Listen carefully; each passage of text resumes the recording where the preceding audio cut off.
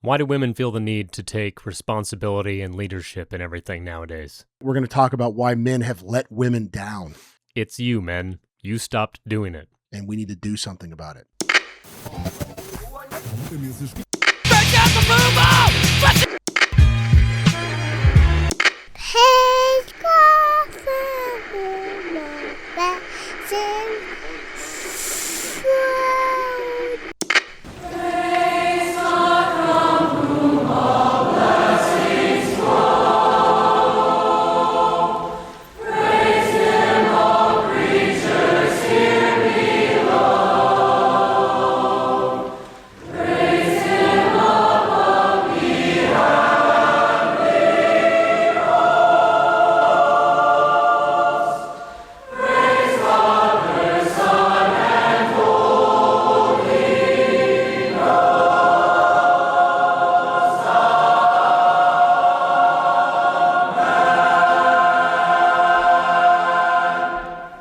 Welcome to Work Hard. Here are your hosts, Ethan and Jason. Now this is podcasting.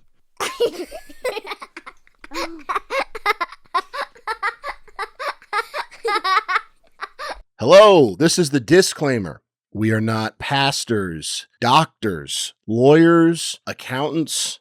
Historians. Sure, yeah, we're not historians.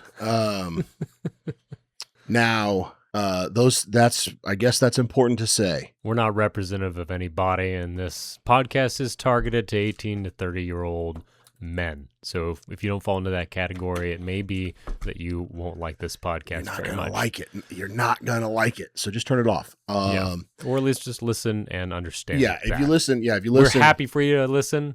Just don't go, hey, I didn't like this because I didn't like the tone. Yep. That's all. Thanks, guys.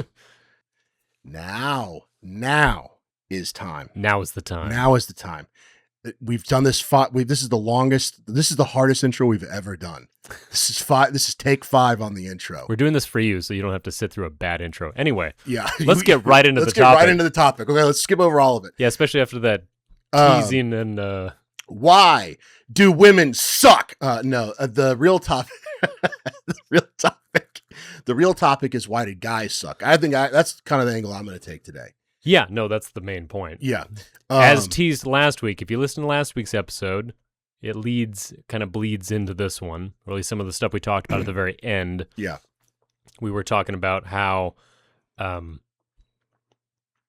women in positions of political power or in like the heavy decision-making capacity in a family, the leadership roles in society and families at large, women take those over because men neglect their duties. Yeah. That's our position. Yes. So we'll be expanding on that. Yes. Today. We will be expanding on that today. Yeah. Right now.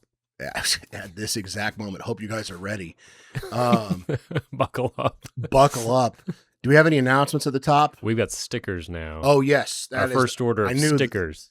We've got stickers. Jason's hunger for stickers has been satiated. Yes. I don't care what Nick Fuente says. We need less adhesive. I think the stickers look pretty cool. We'll give them to you for free. Just email us. We'll send you one. We'll have to get a P.O. box first. I'm not putting my home address on a return label. Oh, yeah, that's fine. We get a P.O. box. That's easy. Yes, but please email us. Work hard at hyperpremium.co if you would like to freely help distribute Work Hard propaganda. We'd appreciate it. Yeah, we have 100 of them, so you can have like 10 if you want. I guess actually you can't, because we don't have enough for everyone. So we're going to be distributing some of these too. Yeah, so anyway, first come first serve, email us. Definitely email us. If you know us in person, hit us up. I'll be carrying some around. Also, I started streaming video games pretty consistently. So yeah, right now the schedule, when you see this, they'll see this Friday, right? Probably. Yeah. Okay. When you see this Friday, my weekly schedule of 7 a.m. to 1 p.m. will probably be done. I'm going to try next week going 7 p.m. to 11 p.m. I'm going to see how that works. Depending on which one I like more, one or the other will be back. But by the time you guys see this, the schedule will be daily, obviously, except for Sundays. 7 to 11 p.m. So tune in. That'll be on the YouTube channel. That'll be on Rumble. That'll be on X. That will be on Kick and maybe TikTok. We'll see. But Hyper Premium DGT across all platforms. That's where we will be. That's where you can find us live, 7 p.m. Central to 11 p.m. or till whenever I feel like being done. Been streaming some shooters. That's basically all I play. So I don't believe we're DGT on all of them. Oh, we had to go DGT on a few because Hyper Premium wasn't available. Okay. But perhaps we could look at Hyper switching Premium all of on them. YouTube, Hyper Premium on Rumble. Those are the two primary streaming platforms. Yeah, just try Hyper Premium, and if that doesn't come up, add DGT to the end of it. Yeah. That's all. You'll find us. Yeah. I mean, obviously, if you're listening to this, you know where the YouTube is. So you can watch it there. But the YouTube streaming is lower. Whatever. I'm not going to get into it. Back on the topic. Here we go. Yeah. Yeah. So announcements out of the way. We are diving in deep today. So I think you can kind of think about this. There are multiple ways to think about this. I think I'm less interested in the like political sphere kind of thing right now because we just hammered that so heavy last time. I was bored. Well, I think this is just talking about the reason for that. Okay. This is more the reason Yeah. behind women in those roles, not so much whether it's right or wrong. We talked about why we think it's not a good idea, Yeah. and now we're kind of talking about the why. So that's how I view it. Almost like a part two to the other one is explaining Okay. some of the background Okay. on that, giving a couple of biblical examples. We did that with the curse of the woman. How the woman will, her desire will be for her husband, but he will rule over her. Yeah. We went over that last episode. Go read about the fall and the curse in Genesis, if you don't believe us, with a commentary Bible. See what it says. See what it says. Don't- You're not As gonna be... LeVar Burton says, but you don't have to take my word for it. Yes. Anyone reading Rainbow? Did you watch Reading Rainbow as a kid? Nope. No? Dude, No. that was a great show. I watched. What's the? I mean, I know what Reading Rainbow is. What's the? Who builds the play sets? Builds the play sets? Yeah, the Rainbow people that build the play sets. I have no idea. Okay, never mind. I'm gonna drop that immediately. Then I don't know. Okay. What I'm talking about. Reading Rainbow is just LeVar Burton talking about different like children's books. We're getting so many. Okay, that's inside baseball. I was gonna look it up, but it doesn't matter. Guys, dude, I'm actually struggling right now. Yeah, I was like, you're too well rested. Yeah, I'm too well rested. Now you guys are wishing for strung out Ethan. I know, right? When I'm all Why wired can't up. you get sick or have another baby? Yeah. What's wrong with you? Yeah. What are we thinking? What am I thinking? I'm thinking that there is an epidemic. All right. There's so much. Nick Fuentes just went on Tucker Carlson. I don't like necessarily being like, oh, other influencer, the news, the drama, whatever. It's kind of gay, but for this, it's a great example. Nick Fuentes went on Tucker Carlson, and Tucker Carlson asked Nick Fuentes why he's not married, which is gay that Nick Fuentes is not married. I like Nick Fuentes a lot. I think he's very funny. I think he's got great ideas. I think he's matured a tremendous amount of the past 2 years. I've only just started listening to him, so I don't have much knowledge of him, but I watched the majority of his, or at least half of the Tucker Carlson interview, and then I was just listening on the way here to his follow-up on that on his show, America First. Oh, yeah, I haven't watched that. When he kind of talks about the fallout from that and the blowback. Apparently the Heritage Foundation is kind of falling apart. Because of interesting, the president of it came out with a statement defending Tucker Carlson's right to free speech and said that I don't agree with everything Nick Fuentes says and I believe his views are abhorrent, but he shouldn't be canceled and we can debate him. And then a day later was groveling around, according to Nick Fuentes, this is Nick Fuentes' words, groveling on an apology tour at Hillsdale College and elsewhere. Good old I don't know what I said. And then the guy who Hillsdale. wrote the post or whatever got fired or relocated. Oh my gosh. So ridiculous amount of here's the thing about Christian conservatism. Some sort of Middle Eastern origin influence out in the ether. I don't know what it is. Yeah. Some sort of Far East Mediterranean country having far too much sway. Yeah. Yeah. Now So it seems. So it seems. But I'm not into conspiracy theories, so Yeah. you won't elaborate Listen, here. the important thing is that Christian conservatism needs to remain in the world of debating ideas and never doing anything. That's what matters. That is what's most important. No boots on the ground. What are you supposed to do as a Christian conservative? Vote and talk about it. That's what you're supposed to do. Never make anyone, quietly to yourself, and never at the Thanksgiving dinner table, or ever make anyone uncomfortable, or use real political power in any way. Yeah, making people uncomfortable is actually a sin. Yeah, in Leviticus, they used to stone people for that. Yeah, can you believe that? What do you think? Jesus, that's the only reason Jesus wanted to make people uncomfortable. That's the only reason they stoned gays back then, is because they made people uncomfortable. Right. And now that they don't make us uncomfortable, we don't have to stone them. That's true. That is actually So, anyways, I don't look into my eyes and see how serious I am about that. I don't like it. That's biblical truth right there. I don't like. I am a pastor and I'm representative of all churches. That is medical advice. That's medical advice. That's financial advice. That is legal advice. All of it without qualification. It is November. Yes. No quarter November. Go check out Canon Plus. Free tiny boost to Canon like they need it from us. There's one person that hasn't heard about Doug Wilson who's heard about us. There's so I don't like to this is tough. This is a lot of like bigger influencer glazing right now. I'm actually gonna disagree with Nick Fuentes here, so that's fine. Nick Fuentes is talking about why he's single. I didn't see this whole thing. I just saw a clip of it, but he says, honestly, it's the women. Yeah. That's why he's single. That's why there's all this like epidemic of singleness and whatever. It's the women. It's the women. All right. Now, Nick Fuentes also holds to the biblical. Nick Fuentes is Catholic and a devout Catholic.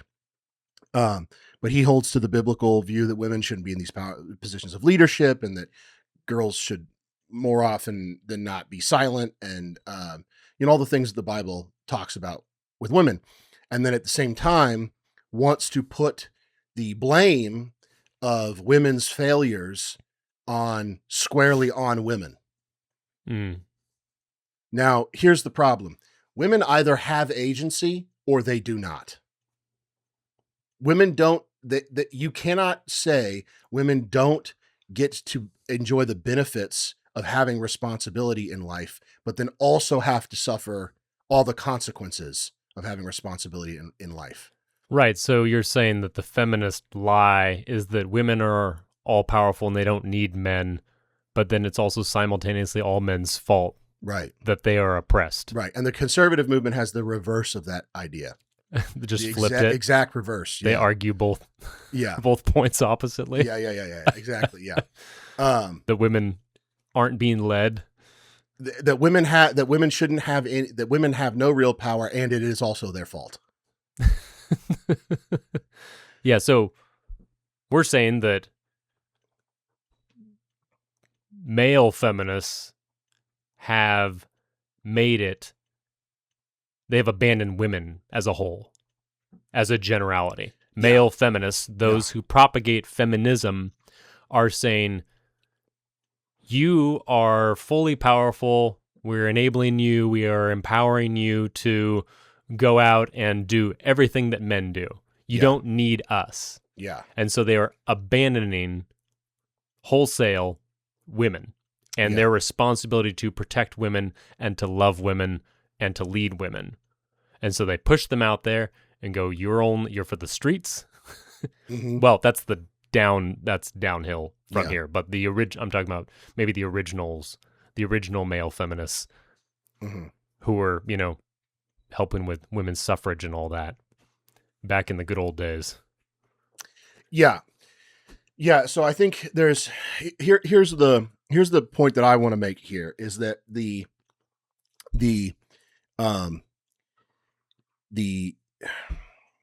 women are obviously not, adult women are not children, obviously. Correct. They bear responsibility for their actions. Yes. We're not saying that. They have personal relationships with Christ. It's not that only their husbands do and they're secondary to it. Right. They have individual relationships. They have every bit as much human value as a man does. Yeah. Like, for example, I believe that if you can prove that a woman knowingly got an abortion, knowing full what it was, she bears the responsibility for murdering her child and should be hung.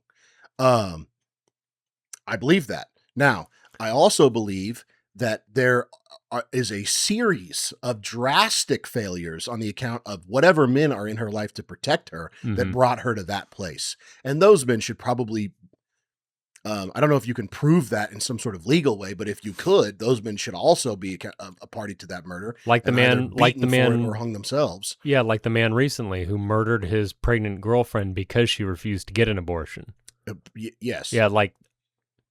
Which, by the way, that's considered a double homicide. Yes, the legal double standard is just so perplexing to me. Yeah. You know why? Because I'm not stupid and that law is. Yeah. And so Jason's gonna have a little chip on his shoulder. He's been getting hammered with TikTok comments this week. Hammered, dude. What number was? It doesn't matter. Yeah, Jason's a little. And just look on your face. Just dealing with. I had to explain the level of stupidity of this one gal's comment. I compared it to, like, apparently stupidity is like an invulnerability. Yeah. It's like anything bounces off these people because they're so uneducated and so thick. Yeah. I explained to this woman why her statement could be taken the way I actually took it. Right. I would have had to been so stupid to think that she was... This is hard to explain. It's so dumb.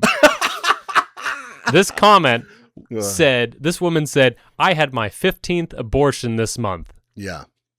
And to be fair, she may have all capitalized month. So this month. Yeah. I took it to mean, because I know that you can't have 15 abortions in a month. Yeah. I know how the female cycle works. Yeah. I knew that, so I took it to mean she'd had 15 abortions, and her 15th happened to be on November 2nd. Yeah. But no, I just said something like, you were not at peace.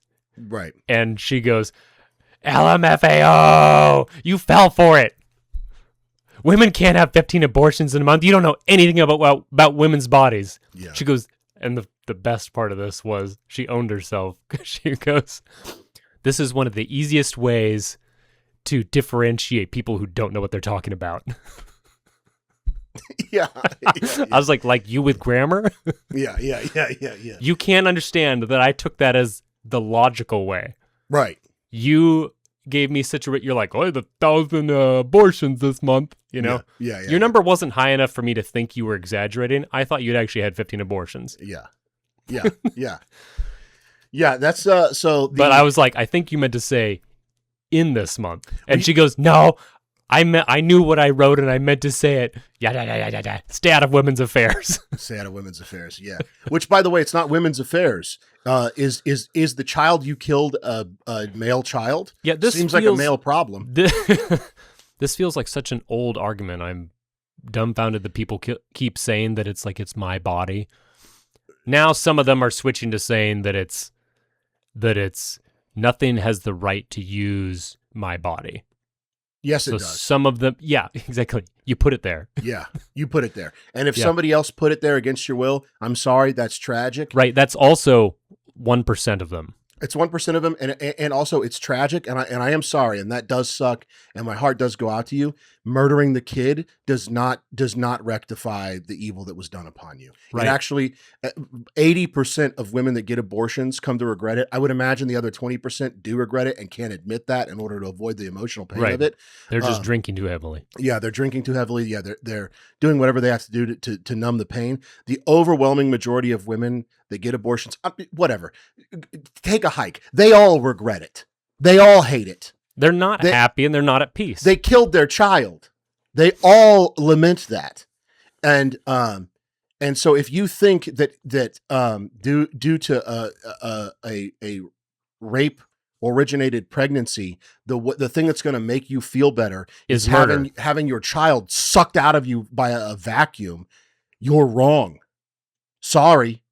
Yeah, It's going to make it worse. You're going to feel worse afterwards.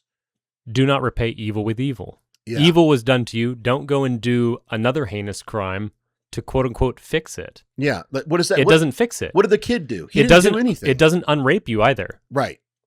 It doesn't unrape you. Yeah. At best, I'm not convinced that woman wouldn't. I shouldn't say. Okay, this is getting into women's minds, and I won't go there. So that's a problem. But if having the child around you for 18 years is going to remind you on a daily basis to the point where you can't even function or you resent the child, you can put it up for adoption. Yeah.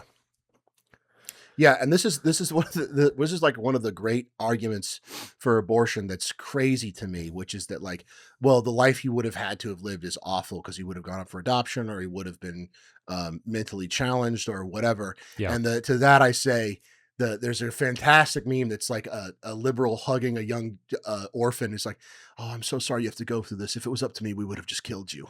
Yeah.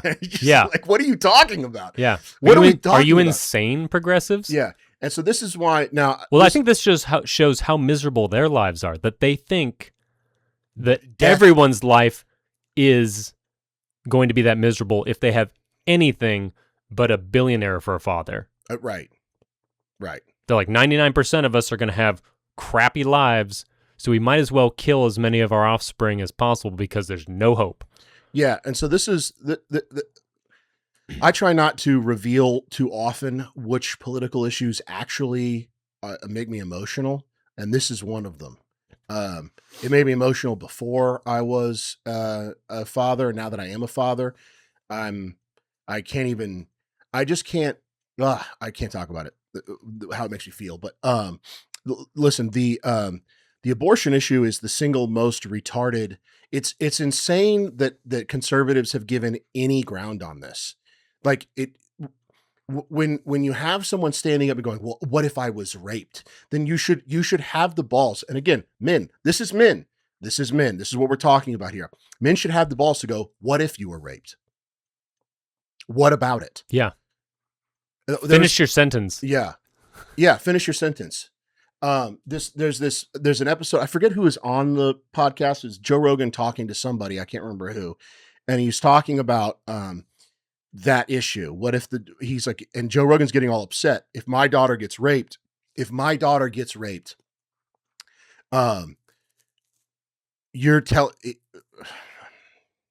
going to use his exact quote. So we're going to have to bleep this, but you can just be a child about it. And I hate that. I just won't say the quote. Okay. But he gets very emotional and says,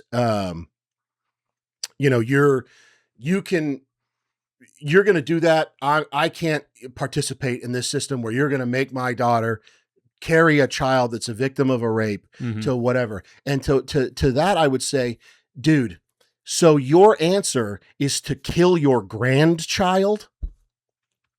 Yeah. And the guy backed down. The guy got scared and was like, oh, well, whatever. First of all, Joe Rogan's probably a scary person to be across the table from. So I can't necessarily be like, whatever. And he was heated. He was like visibly angry. Yeah. And so like, that's one thing for sure. Yeah, no, like, it takes balls to stand up to that kind of energy. Yeah. Yeah. But I mean, look him in the face and say, yes. And then don't apologize. You would have my daughter. Or just say, I'm not personally making her do that.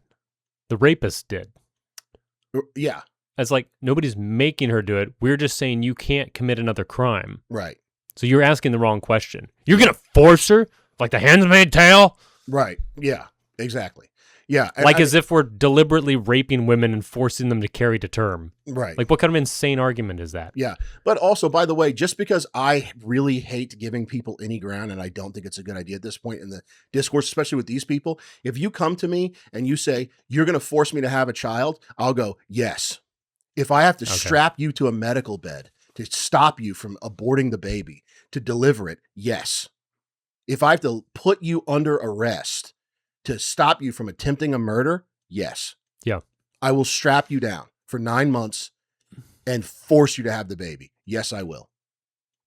I have no problem with that. I'm not going to allow you to kill a child if I can stop it. I mean, I can't. But Yeah, right. You don't actually have that power. Right. I don't have that power, but I think we should. I absolutely think that. There's all these videos of women walking in, and some gingerly old woman who's very concerned with the health of this woman's child, saying, hey, listen, this is what they're going to do. They're going to pull the baby apart, legs first, by the way. They don't even kill the child first, and it can feel pain.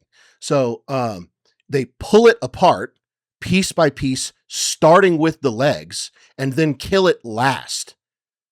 And they explain that to the woman who's clearly at that point. The reason I'm saying it can feel pain is because she's clearly pregnant enough that the child will feel the pain. Mm-hmm. And that's the procedure they're going to have to do. And so she starts explaining this to them, and the woman goes, "That's what I want," and then walks away. Now that woman needs to be executed. Have the baby. Have the baby. Now, if you have the baby and don't kill it, no execution. But if you go in there and have them executed, when you walk out, executed. Yeah. You're done. You're done. You're done. Whatever. You're done. You're done and gone. I keep combining those words. You're done. You're executed. Over. And we're going in there. We're getting the doctors executed too. Everybody gets the rope. Now, we've gotten to this place why there are Planned Parenthoods in every town. We have all this. However many millions of babies are killed every year. We've gotten to this place because men have softened up because they are cowards, because they're unwilling to say no, and because they don't. They what do they want to do? They want to go to the golf course. They want to play video games. They don't want to think about it. So you handle it. They don't want to be henpecked. I don't want to be henpecked. So you handle it. What they don't realize is they're opening themselves to even more. They're showing their bellies and proving that they can be henpecked even further to get whatever. That you are incentivizing the henpecking. You are showing women that henpecking you is the way they get what they want from you. That's like basic human psychology. And so when you want henpecking to stop, what you do is you just do the opposite of what they are trying to get you to do when they're henpecking you. You make it worse, or you just ignore it. One of the two. Sorry. Get wound up on the abortion thing. Yeah. Evil. And that's also another thing. This idea that I got hit recently with the argument that we ought not do things to evil people in a justifiable biblical way. We ought not take biblical action against them because at any moment God could reach into their hearts and save them. Yeah, and we might beat God to it. Yeah, we might kill them before God gets the chance to save them, I guess. I don't really know. You might circumvent God's plan there with them. Yeah. But I mean, this is just this all ties together because it's this constant browbeating, overly oppressive Christianity Today argument of like, listen, it's fine. Everything is fine. All you just don't do, you can hold these beliefs. You can definitely believe, listen, we believe in anti-abortion too. And we also affirm the death penalty because it's clearly affirmed in the Bible. But hold on now. When you get outside the walls of your church, you better not talk about it. You better not bring it up at work. That's why we have separation of church and state. That's why we built the church, so you can talk about it in the church. And then don't ever apply that outside of it. Right. Yes. And when we were told to disciple the nations, they were talking about the nation of your church. Yeah. And also you should send your kids to public school to be missionaries. You were told to just kind of politely love everybody and think about it. Yeah, be vaguely nice. Vaguely nice to everybody. Be as Mormon as you can be without the extra planets and hating black people. Yeah, that's the mark of Cain. Yeah. Actually, Cain was the first black guy. Yeah. Don't worry, they had another revelation. They're like, wait, hang on, our bad. The hat's talking to me again. The hat is talking to me again. I'm getting a signal. The golden tablets now say. Yeah. Oh, it's not. We were wrong. It's actually Indians. Who knows? Who really know? So the issue, the issue at hand, fundamentally, the fundamental issue isn't women, it's men, and it's time to nut up, dude. I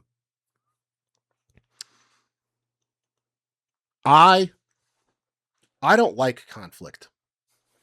I like it just as much as every other person likes it. Not a fan. Makes me Jason's seen me be a nervous wreck before we've had conflict. Yeah. And he's been with me moments before as I'm like, oh, geez, I don't want to go. I don't want to do this. And then you know what happens when we get to the lunch? I go to war, dude. Yeah. We're arguing now. And it's uncomfortable the whole time. And I hate it the whole time. It doesn't matter. It's your job. It is your job to stand up for what is right. And this has to end. If you want to have your children raised in a civil society where people are not having the knockout game played on them in a public school cafeteria, where it's safe for your children to walk around in a city, where you're not being harangued constantly by the government, where all of the money you make is being drained either directly by taxes or indirectly by inflation in order for tyrants to pay foreign hordes to invade your country and make you effectively weaker. If you want your quality of life to quit decreasing incrementally year after year until you are sucking on the end of a hose with no water coming out of it, till you are miserable. If you want that to stop, you have to make it stop. It's not going to just stop. Now, is God in control? Is God all powerful? Yes, absolutely. But God is a God of processes. He uses people. He uses people. When he snatches the life from a person in the modern era, he doesn't do it. The person's not just standing there and magically they're dead. They get brain cancer. They get in a car accident. If they get cancer and you pray and you go, Lord, please, can I be healed? Whatever. It's healed through medical procedures. It's done in some cases. I've talked about right. In some cases, there's tumors that just vanish. There's the tumors doctors that vanish. Go. The doctors throw up their hands and go, it's just not there anymore. Right. And it was here on the last one. We don't know if it's a mistake. We don't know if because they're scientists. And my suggestion would be that there was some physical process that would be observable if we had the technology to do it, but we don't. Maybe. But I'd also be perfectly okay with believing he just sucked it out. So God is a God of processes and just leaving breadcrumbs. Yeah. Another example of these processes is that God gives the magistrate the right. God does not enact justice just through the air. He gives it. Yeah, by us just walking around and being Christians, God does not go, oh, this woman murdered her child. Right. Zap. No. She doesn't just burn up. Right. It is through... This man raped somebody. He doesn't... His nuts just don't disappear. Right. He doesn't just become a eunuch. Eunuch. Yeah. Eunuch. Yeah. Rapist, eunuch. Yeah. Right. Dead eunuch. Yeah. Dead eunuch. Yeah.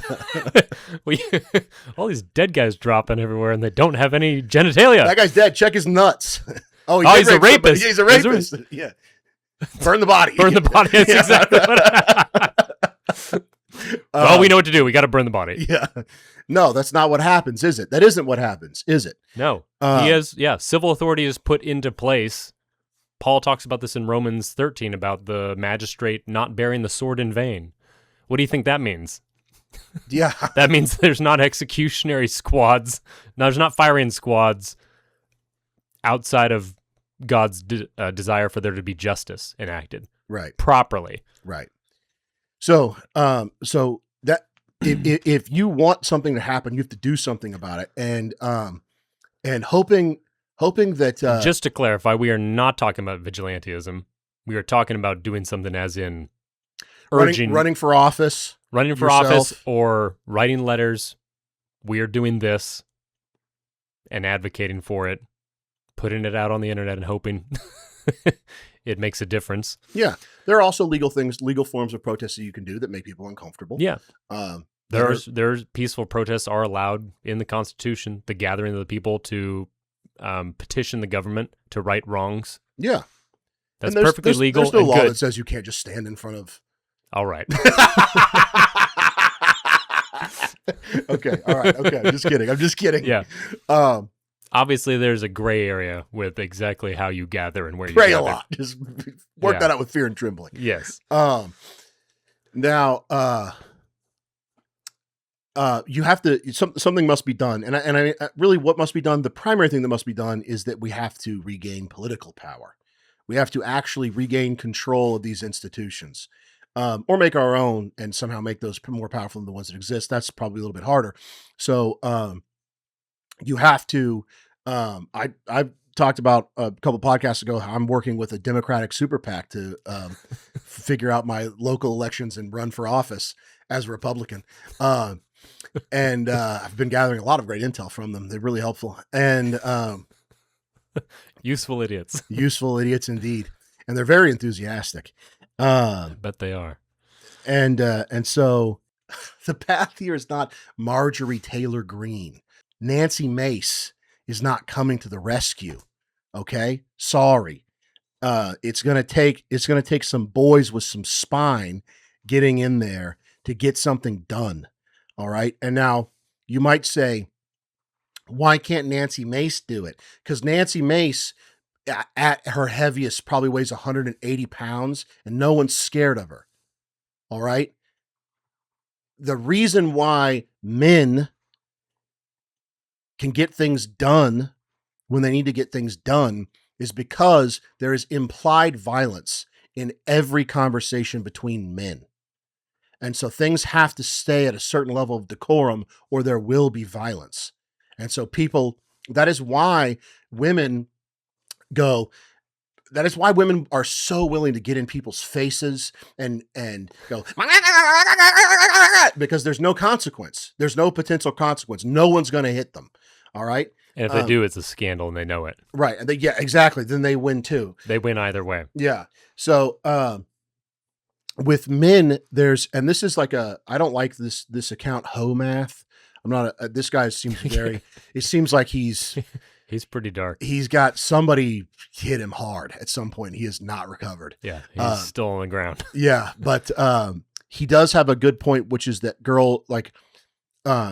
men have created a world that is so safe and so insular that, the real world is never, ever, it's not even, I would take it a step further in that the real world, most people are not at threat of having to interact with the real world.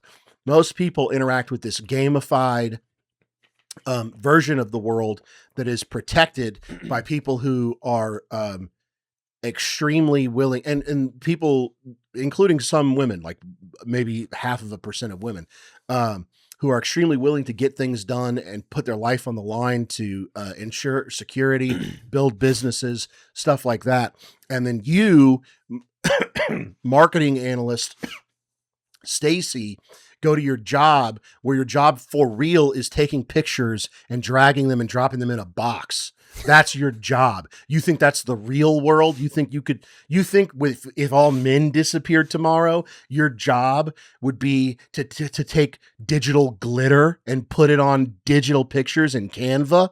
You think that's or would your job be picking up dirt? That's what your job would be. Your job would be digging roots out with your fingernails and crying every night, crying yourself to sleep because of how brutal it is. Actually, your job, if there was no men, your job would just be being eaten. That would be your job. You would get big enough to be eaten by something. That's it. That's your entire life. Get old enough to be eaten by something. Have fun.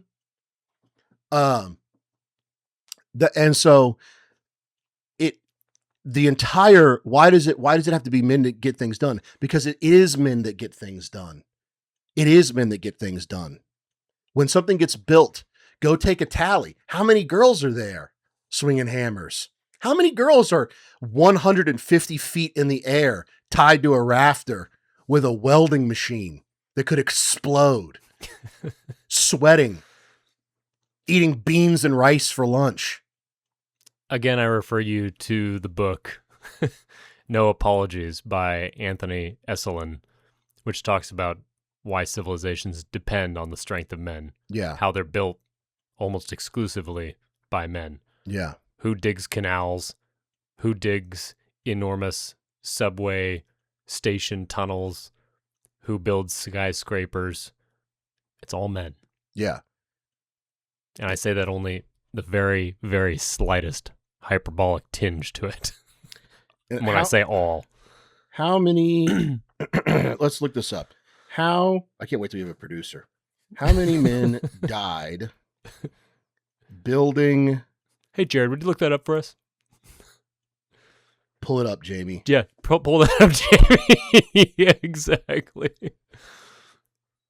Yeah, dude. 11 people died building. 11 men died, fell to their deaths, or were crushed building the Golden Gate Bridge. Do you think, now listen to this, all right? Picture in your mind your mom, all right? If your mom walks on the job site of the Golden Gate Bridge in 1937, and they go, you got to be careful, 9 guys got crushed recently. We're going to send you to do that job. Yeah, you're replacing one of those guys. Your mom. What's your mom doing? Is she going, don't slip give me the hard hat, I'll be fine? Don't slip in the bloodstains of the last guy who did that job. Yeah. Is your mom doing that? Is your sister doing that? When they go, all right, now here's the thing. There's a feral animal. It's eaten 2 of our livestock. If it eats another one, we're all going to starve to death. Now, it weighs 580 pounds. It can crush the side of your skull with a single swipe. Here's a spear. You have to kill it. Is your mom killing the bear? Is she? Probably not.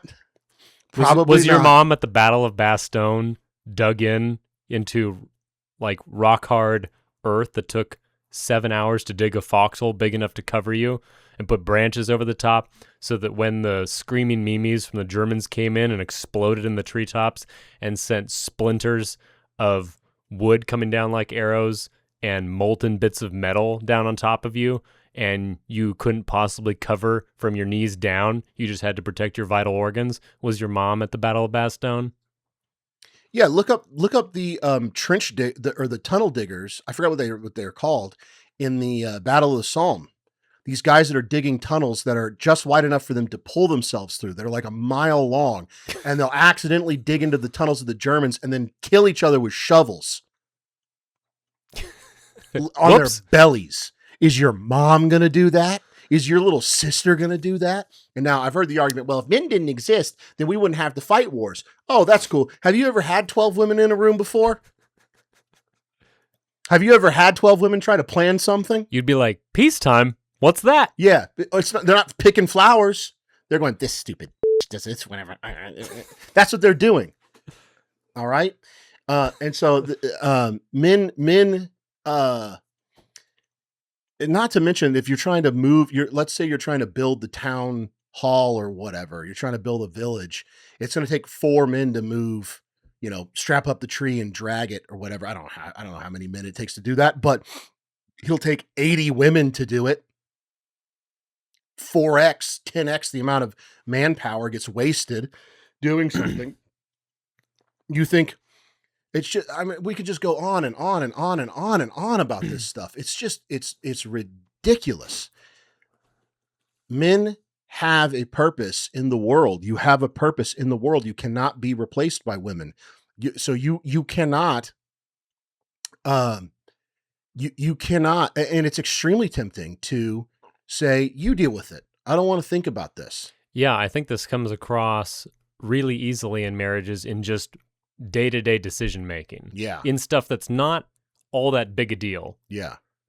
But just constantly putting it off on your wife because of your own laziness. This was my own problem. It's just that I was like, early in marriage, I was either afraid to make a decision or I was afraid to disagree with my wife. Yeah. Or whatever. That's a big one. Yeah. Yeah, just afraid of the disagreement. I want to please her, right? Which is a I'm good afraid- instinct. yeah. I want to please my wife. Good instinct. It can go off in the ditch though when you just go, well, it'd be easier. The shortcut to making my wife happy is just to allow her to make whatever decision she wants. Yeah. And then, happy wife, happy life, right? Yeah, except she's not so happy. Yeah, Because she's losing hair. She's so anxious. Yeah, because you're constantly just putting off decisions on her. Right. And should we go to the event tonight, hon? What do you think? Well, let me know when you're ready to leave the event. Yeah. You just come get me when the kids are too much for you. Right? Right. I do that too easily. I get caught up in conversation, and in my head, I'll just be like, "So come get me when the kid's pulling her hair out." Yeah. And it just like easy to do. I still do it. We talked last I shouldn't episode. do it. Yeah. We talked last episode about how women are going to always battle with the curse of women, the sin to want to usurp the husband. On the flip side, you as a man, you are always going to battle with the sin of wanting to abdicate your responsibilities. You are always going to deal with that. I do it too. I do it every day. There have been hundreds of times in the 6 years my wife and I have been married that I have had this problem is happening right now because I'm letting it happen. Mm-hmm. And then I've gone, honey, I'll handle it. I'm sorry that I've put this on you. Let me deal with this. Yeah. And so just like your wife is always going to be struggling against herself to want to henpeck you, to want to usurp you, to want to be in charge, you are going to constantly deal with the sin of wanting her to be in charge. And that is a perfectly complementary pair of sins right there. Yeah. That is, I mean, nobody's happy. Yeah. In the moment, boy, does it feel good to be like, it feels great for her because she gets to make the decision. And then it feels great for you because you don't have to worry about it. Mm-hmm. And then 30 minutes later, everyone's pissed off. Or just enough of those build up and she goes, he never does anything around here. Right. What do I need him for? Yeah. And you go, she sure does complain a lot about these things. And I don't like the decisions she's making. That investment. Yeah. We missed out on this investment opportunity. Yeah. Because she put it in a savings account instead because it was safer. It's safer. Yeah. And so you'll always end up in those places. And I think the core, the root of it, I think in my experience is that I just want to go play video games. My wife will go, hey, we need to have a conversation. I'm getting groceries here, yeah. whatever. Blah, we need blah. to talk about X. Yeah. And I go, I get mad. And I go, it just never ends. You always want something from me. And that's the thought that I have in my head. And you have to go, I'm being a child. Yeah. This woman needs me. And stand up and do what you were made to do. Mm-hmm. And head off as many of those as you can. Right. By being proactive about discussions. Yeah. Or actually schedule a time to talk about X as soon as she brings it up the first time. Yeah. Because just because she brings something up doesn't mean she's like trying to abdicate authority or not right. abdicate. She's not trying to usurp authority. Sometimes it's just like brings an issue to your attention. Right. Hey, the kids are really doing this a lot at home. Yeah. We need to figure out what to do with that. Right. And if you go, yeah. I'll deal with it later. Yeah. Later. That's how it starts, by the way. I'll deal with it later is how it starts. Yeah. That's how it starts. I'll deal with this when I'm done at work. I'll deal with this. I got 9 holes to play today. I'll deal with it after. The boys are logging on. We don't get that. That's my big one. My buddy from high school who I don't really get to see in person almost ever, maybe once a year if I'm lucky, who I love dearly, who I have so much fun spending time with. He's busy. I'm busy. He runs a business. I've got a family and run a business. We just don't have the time we used to have to spend together. And I cherish those moments. And it's like, oh, he's on. He'll be on for 4 hours. We've got a moment here where I can get in there and we can play some video games like the old days. And then my girl goes, hey, we got to do this on Saturday. Are you ready to do whatever? And I'm like, shut up. I'm going to play video games, and walk and run out of the room. Not really. I don't do that, but sometimes I effectively do that. Yeah. And you go in your head, I'll deal with it after this. I'll deal with it after. Yeah. Later. Well, this is not the time for it. And then guess what you don't do? Deal with it later. Forget about it. You forget about it, whatever. And now she has to bring it up to you again. She feels bad because she's already worried about hen-pecking you, doesn't want to bother you with it, whatever. So you're causing her stress. Yeah. A Things spiral out of self-aware Christian woman is going to be aware of that and not want to do it. Yeah. Yeah. And so she has to walk this fine line of like, am I gently reminding you to fix him? The sink again? Yeah. Am I nagging him? Am I reminding him? What do I need to do? What is here? this? Yeah. So just do it quickly. Do it. Yeah. Or schedule it. And then if you actually keep your word and do it enough, you will restore faith in yourself. And in her eyes. Yeah. Yeah. In her eyes. Yeah.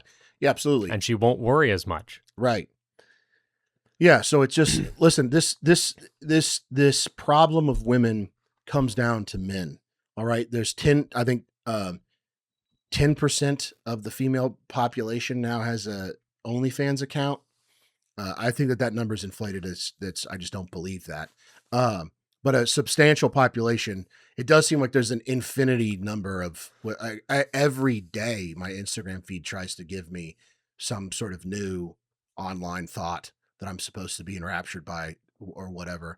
I literally can't block them fast enough. They're just, and also Instagram, another thing, guys, Instagram, these tech executives in general, marketing executives, it's not just tech people, whatever, it's any company. They are the most cynical, despicable people on earth. They have no moral framework. Their moral framework is getting promoted. They don't care. And so, if you whatever gets the most clicks. Yeah, whatever gets the most clicks. And so it doesn't matter how many times you go, I'm not interested in this. Block, block, block, block, block. They know you're a guy and they are trying to hack into your nervous system by showing you some girl's butt.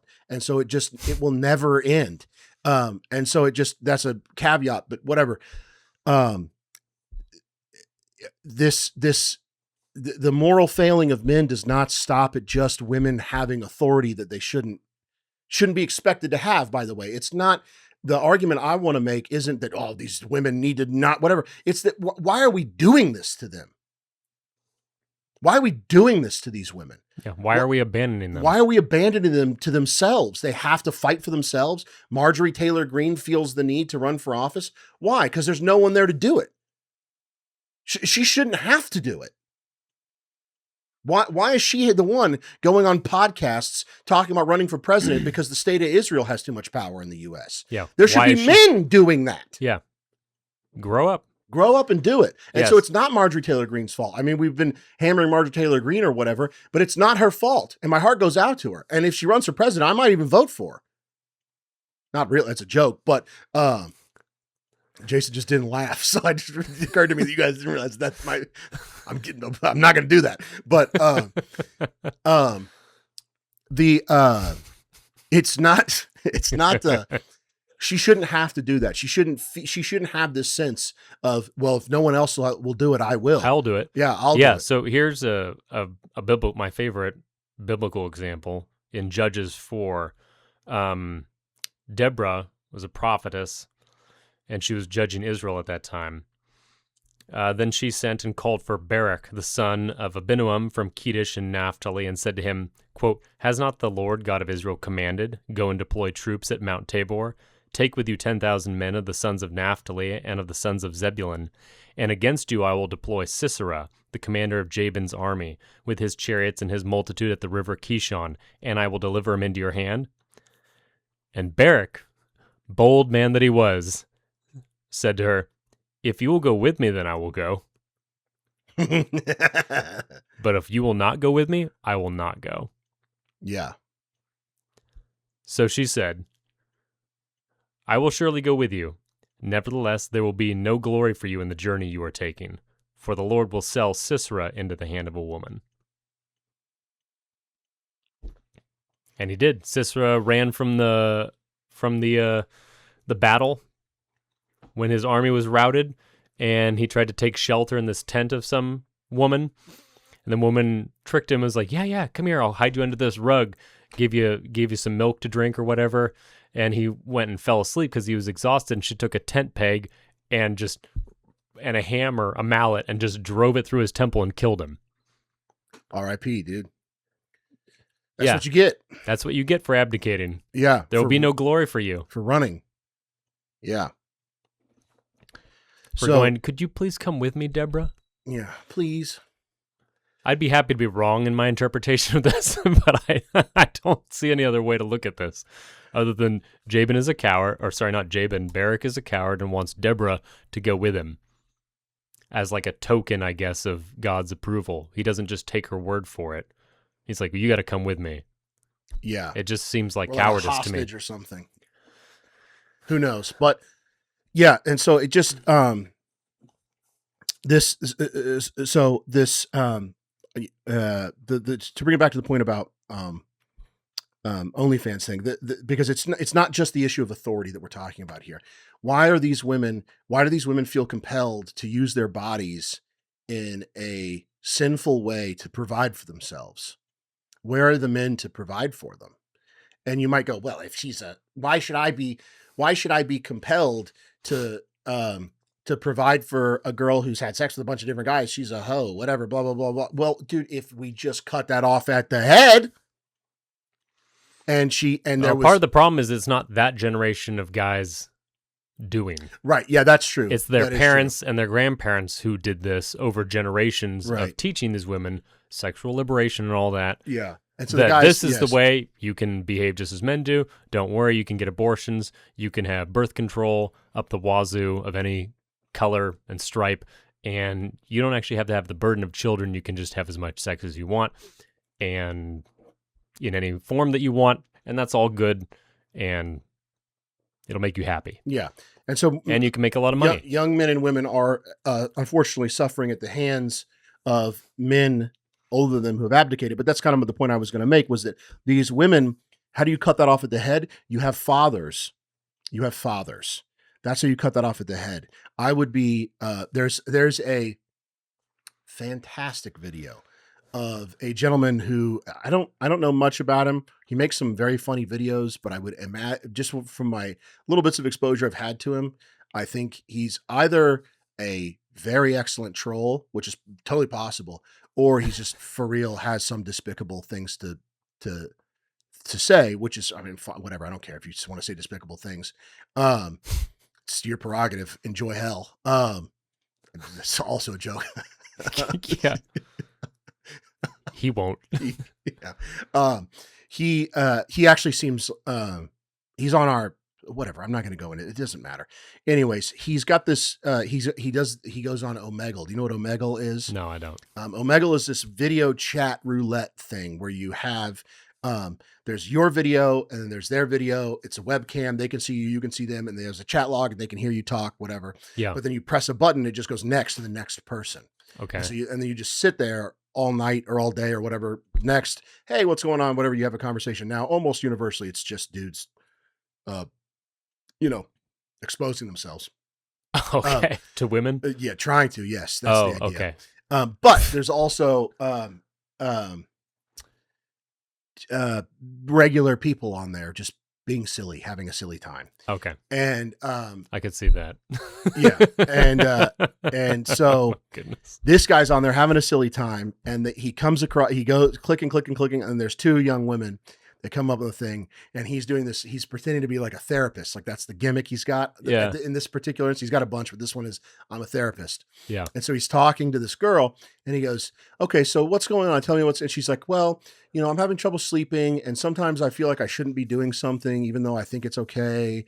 And it makes me anxious. And so I have some anxiety here and here and here. And he goes, okay. And so you're in college? And she goes, yeah. And he said, and what are you studying? And she said, art. And he goes, okay.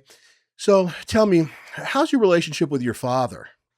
And she gets all like teary-eyed and just immediately next just passes, and he starts laughing. Now that's tragic. It's upsetting. Yeah. That poor girl. But also revealing. Yes. the abdication of fathers isn't just you going, oh, I'm going to play video games, I'm going to go play golf on Saturday or whatever. It's not just a despicable sin against your wife. It's a despicable sin against your children. Your kids need you, and your daughters need you. We're talking specifically about women today, so we'll talk specifically about daughters. They need you there. They need to know, your daughter needs to know that you think she's beautiful. That is one of the number one things that I say to my daughter all the time is I just go, you are so beautiful. You're such a wonderful, you're the prettiest little girl I have ever seen. And she just goes, just eats it up. Yeah. It's so cute. And today I said, she was eating breakfast, and I gave her some Greek yogurt with some honey in it and a banana and some cheese, and she was eating. I said, this is a good breakfast for a little girl. It's very healthy.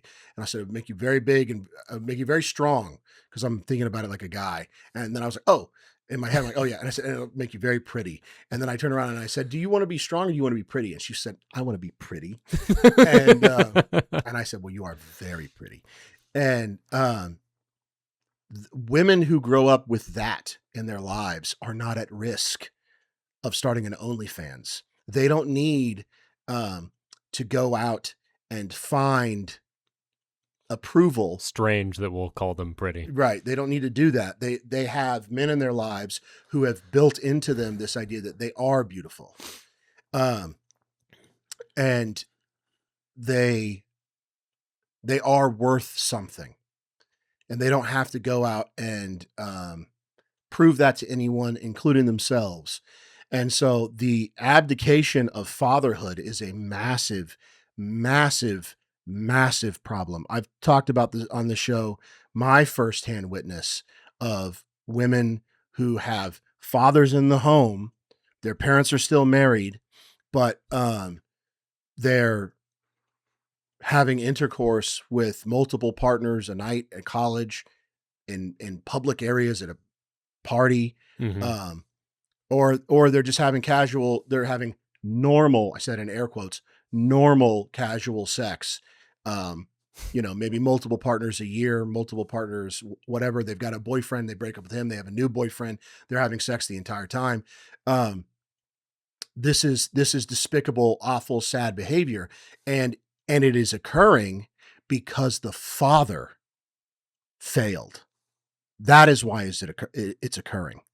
It is occurring because the father wanted to go play golf. It is occurring because the father was a good time dad who wanted to be his daughter's friend. He wanted to be cool. This is my daughter's friend, or I'm my daughter's friend. Listen, great. Be your daughter's friend. My daughter's my best friend. I love hanging out with my daughter. We chill all the time, but I'm her dad first. She says, yes, sir, to me. She listens to me. I tell her no. I'm present constantly in her life. Jason, I had a phone call yesterday in front of Jason for a job offer that I turned down because they wanted me to be out of the house 4 days a week, gone, traveling. Not going to happen. Nights a week. Nights. Not days a week, but nights. I'm in a hotel. Yeah. Out of town. 3 days a week. 3 days a week. Not going to happen. I don't care. I don't care if you're going to pay me $1 quadrillion a year. That's a lot of dollars a year. That's a lot of dollars a year. I don't care if you're going to give me the coolest thing I've ever heard of, whatever, blah, blah, blah. I don't care what the reward is. I'm not doing it. I have kids at home who need me to be at home. They need me to be in the house with them every day. And not in the house with them every day watching football, mentally gone. That's not what they need either. They need me sitting on the floor with a doll in my hand, making silly voices and tickling them. That's what they need. They need a man in their room saying, put that down. You are not allowed to touch that.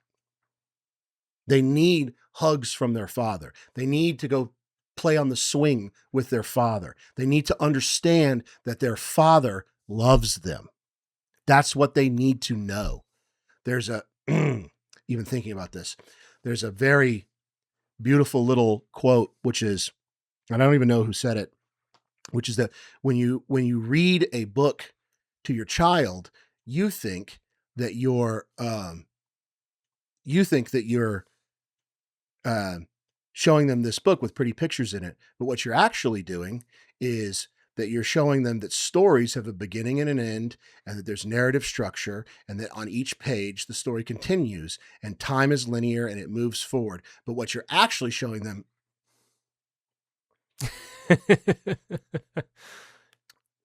You can do it. I can do it.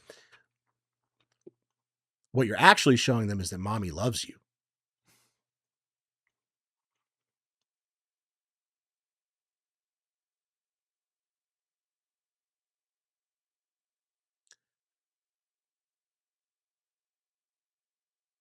Your daughters are not a burden, and you chose this life. You chose to have these girls, and you owe them your life. If your computer or your golf clubs or the UFC, the TV is taking you from your daughters, smash it, hate it, deny it.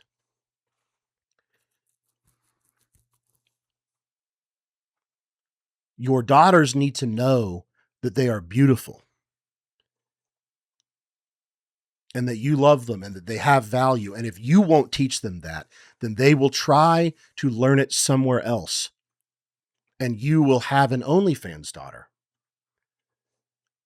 And that will be your fault.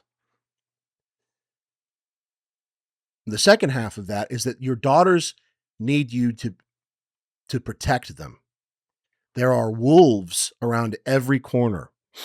And there has been a very sharp movement in the social order to undermine men's ability to protect their family. Now, I am not an advocate for violence, generally speaking, and I'm not an advocate for violence in the sense of getting justice. But I know a story about a young woman who was in a bad way with a bad gentleman, young lady, young man, bad gentleman, and they went to dinner with this young lady's parents, and he verbally abused her in front of them, and her parents did nothing in their home. They did nothing. Now, what should happen? Dad should have thrown him out. Mom, please escort our daughter into the other room. My young friend, please come with me. Now you guys can go into the garage, you can talk, whatever, but you make very clear in no short order, there will be violence between the two of us if you ever come here again.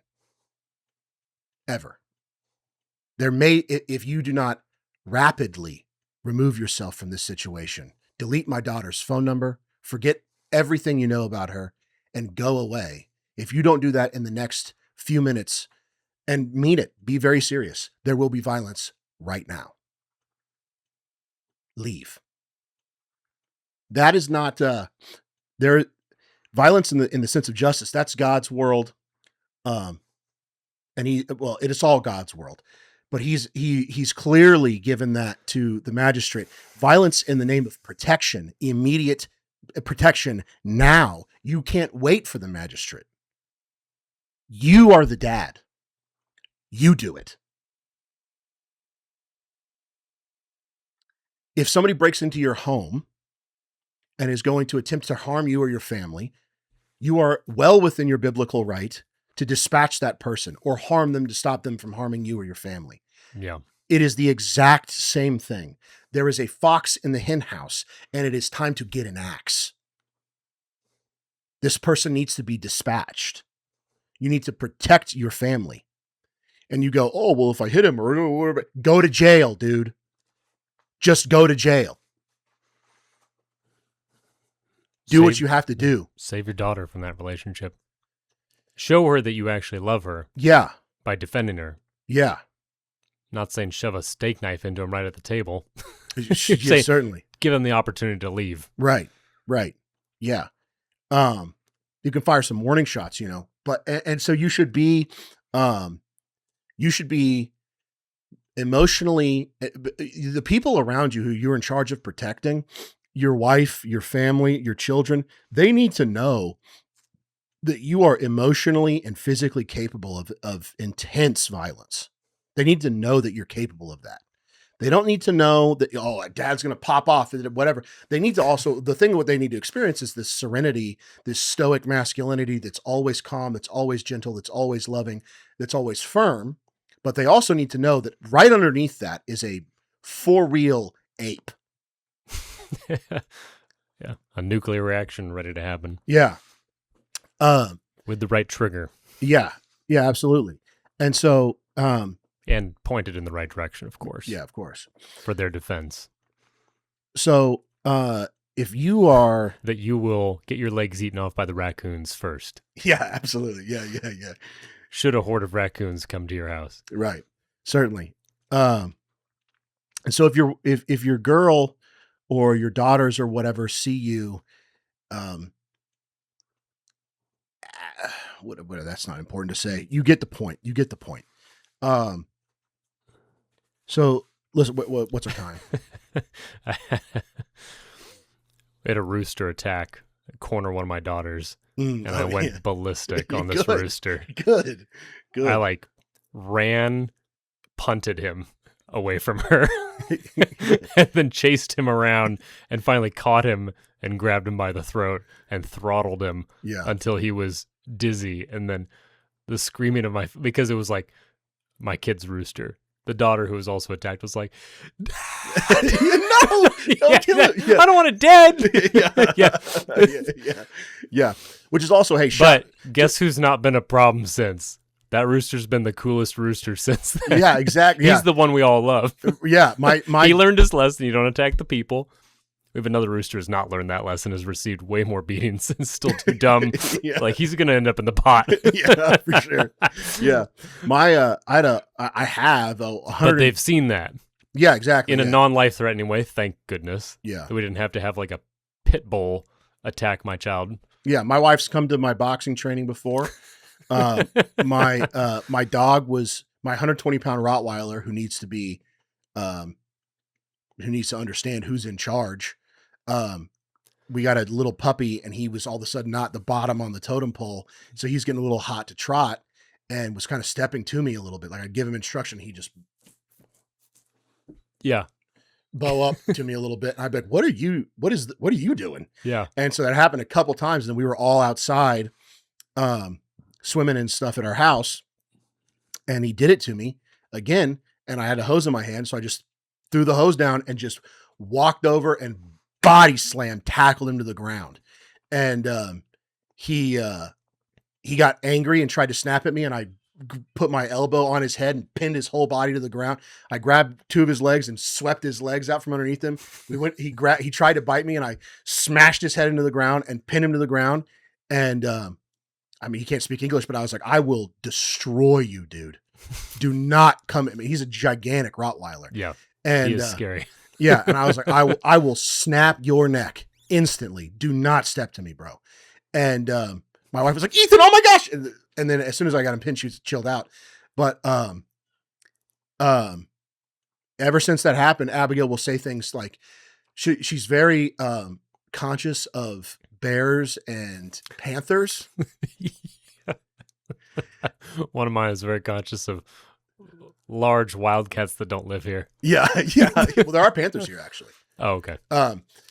But she's very aware of bears and panthers, and so she'll say something. Oh, but yada yada yada. But bears and panthers. But Daddy's here. Yeah. And I'll be like, well, a panther maybe, but a bear, I don't know about a bear. Yeah. Like, maybe a panther, a small panther probably. But if I had the jump on him, yeah. If he didn't leap down out of a tree shrieking at me, and I went, and exposed my whole throat in surprise, he'd probably get me. Yeah. I appreciate the sentiment, honey, but a bear, exactly. Not a bear. Yeah. Dad could take a bear. Yeah. Yeah. No, at the Reformation Day party last Saturday, one of our loyal listeners wanted to fight me in the bubble battle, Oh yeah, the bubble balls. yeah. And he mentioned afterwards, he was very good and very sturdy. Like I was having trouble. Oh yeah, And he finally took a misstep, and so I got lucky yeah, and pinned him with that. yeah. But my kids were just like, yeah. and he said afterwards, he goes, I got to say, it was very heartwarming to see how happy your kids were. He goes, it almost makes it worth, he goes, almost makes it worth losing just to see your kids that happy for you to have won. Yeah, that's why I can never get in the bubble ball pit. Yeah. That's not for me ever in a million. The last year we were there, people were like, do you got to do it? And I was like, absolutely not. You guys do not know what you're asking. No, people were asking about that last year. They're like, I remember you and Ethan were talking about it. And I was like, yeah, no, he would try and hurt people. Yeah, he would make it unfun. It's not fun. It would not be funny or fun. Yeah, he would take it way too seriously. Yeah.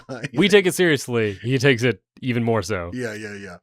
The rest of us can kind of live it down if we lose. Yeah. Not really. Yeah. We'll remember. Yeah, but it's kind of like his whole thing. Yeah, exactly. So guys, listen, what's our time? 1:24. All right. Ooh, long one. It's a good one to go along with. Yeah. Important stuff. Be a strong leader. Okay? Yeah, be a strong leader. Don't be a coward.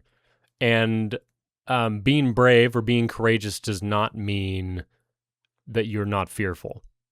Yeah. Being courageous and being brave means doing what you have to do even in the face of fear, even when you're terrified. Go watch interviews of World War II vets and whatnot. Yeah. Like, they're all scared. Go watch Band of Brothers. We've talked about this before. Yeah. Captain Spears, we're all scared. Yeah, dude. He said, we're all scared. But you have to accept that you're already dead. And that's how you function as a soldier. And that's a man's thing, by the way.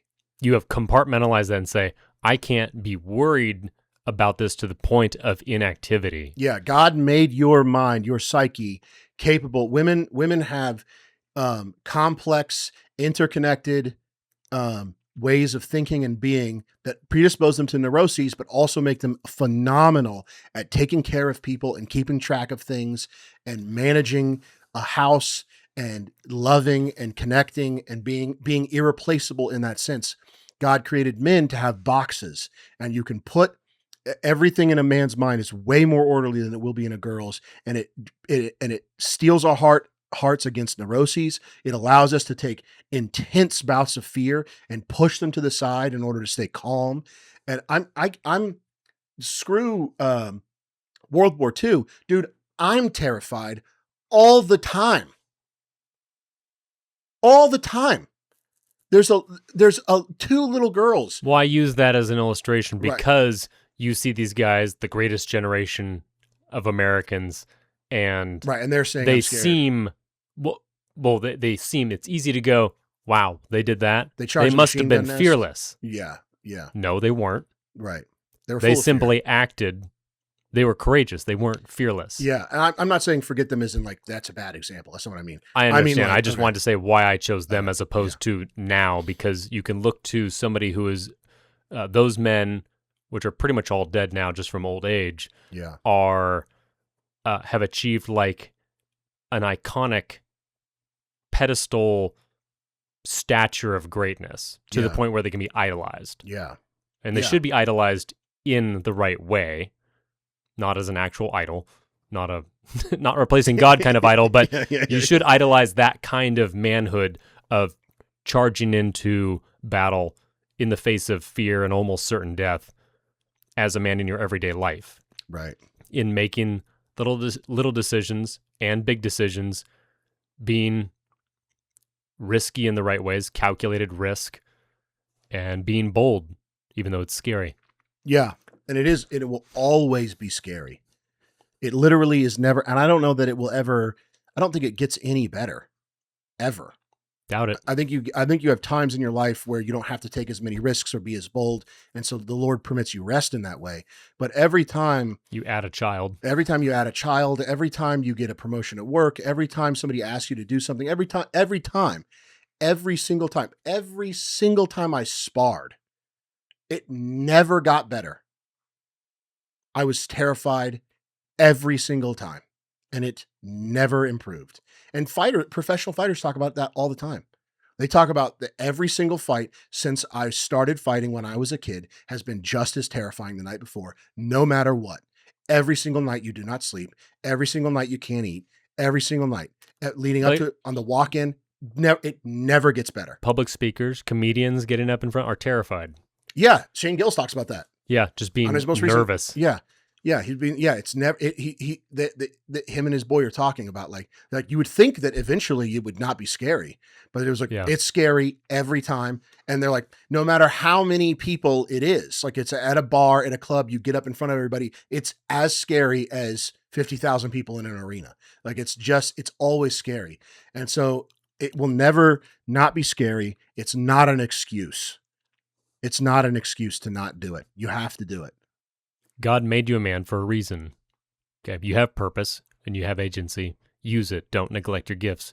Don't bury your talent in the ground and go at the end of your life, well, I gave you your talent back, God. Here's me. You gave me to use, and so I'm returning me to you now at the end of life, having accomplished nothing with the gifts you gave me.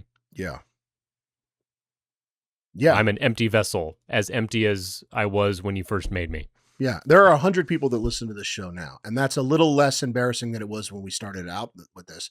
But Jason and I started this out sounding retarded. We sound a little bit better now, a little bit more professional. Still kind of retarded. But it's embarrassing to do what we're doing. Even now, I think a little bit like to be like, oh, we're trying to be influencers or what, like that's how people think about it. That's not how we think about it. But when you say like we have a podcast, we're trying to make TV shows, they're like, oh, like YouTube and stuff. Yeah, I hate it when people, what do you do for a living? I narrowly avoided it the other day. Oh yeah. I go, so what do you do? And then like she diverted the conversation somehow on her own, and I didn't bring it back up. Yeah. I was like, thank goodness. Yeah.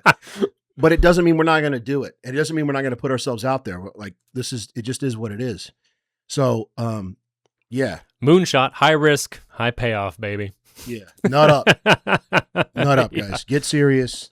And sorry, I am, this is it's a hard topic and it's easy to say things that are hard to hear. And so I do want to say, although it is my intention to upset the right people, and motivate you to think, even if it's just to think enough to try to disagree with me.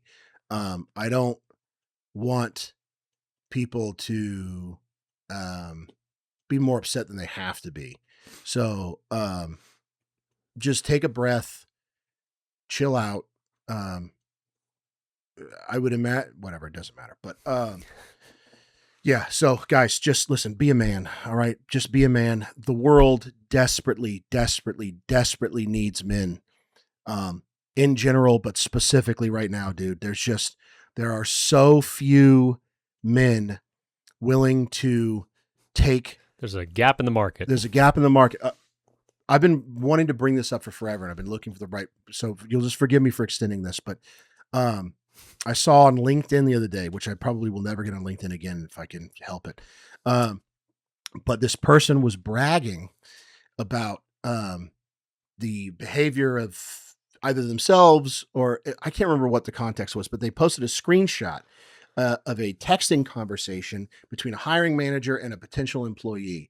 And this kid, for entry-level job he's trying to find, he gets a text message and he says, hey, the kid gets a text message from the hiring manager. Hey, John, I got your voicemail and I want to say, I really appreciate you giving me a call. Of 124 applicants, you're the only person that actually called me.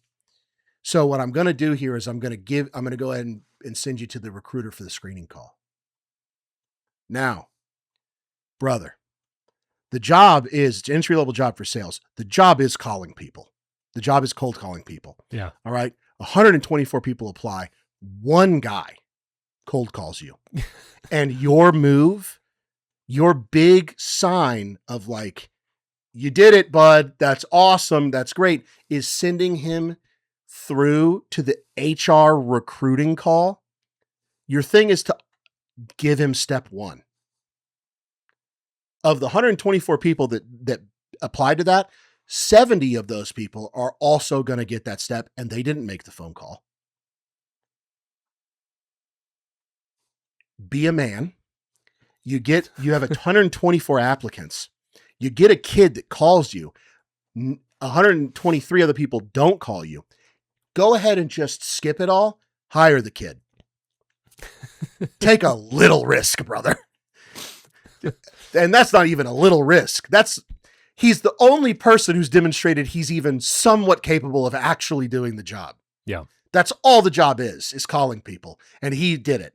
It's not even a risk, but you're so unwilling to take a risk that we're going to go through the official process. So if this doesn't work out and I have to fire you, no sweat off my back, because everybody talked to him and the HR talked to him and we had a hiring team talk to him and everybody talked to him. Whatever. Take a little risk. All right. So be a man. Okay. If you're listening to this and you're in a position where you get a call like that and you're in that type of position, just hire the kid, man. Yeah. You start Monday. Yeah. Call him back.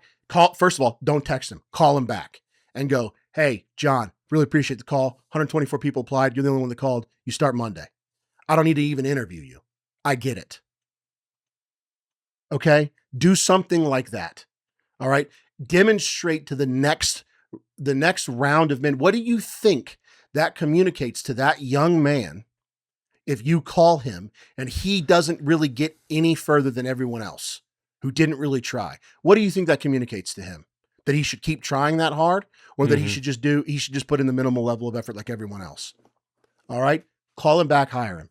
Take risks in life. You're a man. That's what you're here to do. Anyways, that's it. It's a heavy episode, whatever. Deal with it however you want. Turn it off. Don't turn it off. Don't take anything we have to say for it, whatever. But at the end of the day, please just be willing to be scared. Be willing to do something while you're scared.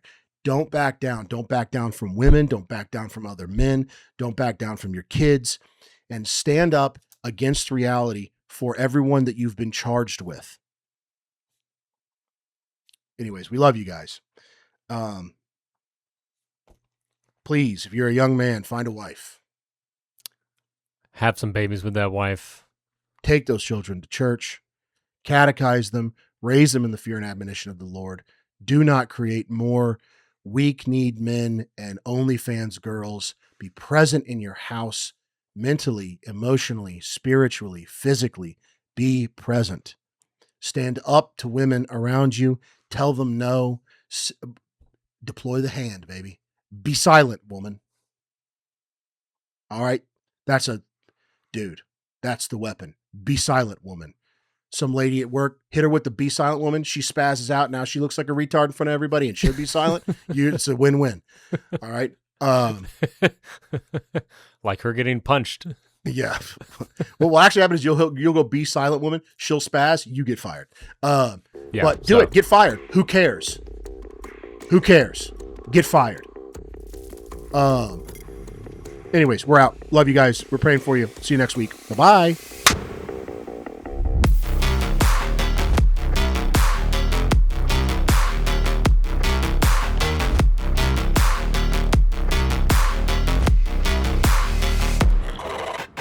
That was fast.